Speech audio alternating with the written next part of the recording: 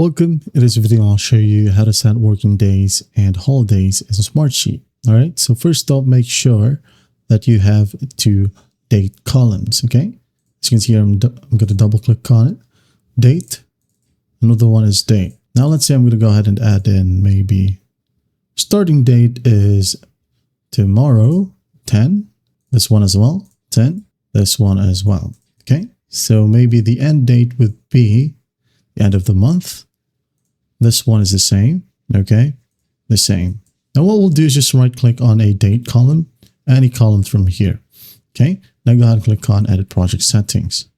Now what we'll do is just go ahead and click on the tick box where it says dependencies enabled. Okay. Just click on it.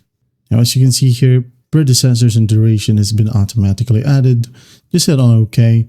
Now go ahead and under working days, click on edit. Okay.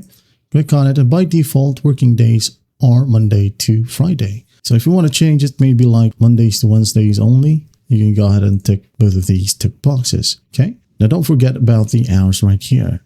Now if you want to add like a holiday or non-working days, you can go ahead and click on this calendar. Okay. Maybe let's go ahead and add in 22 and 23 as a non-working day or a holiday. Hit on OK. Okay. There you go. Once that's done, just hit on OK once more. And as you can see here, the duration will automatically compute the working days left within this range. Okay.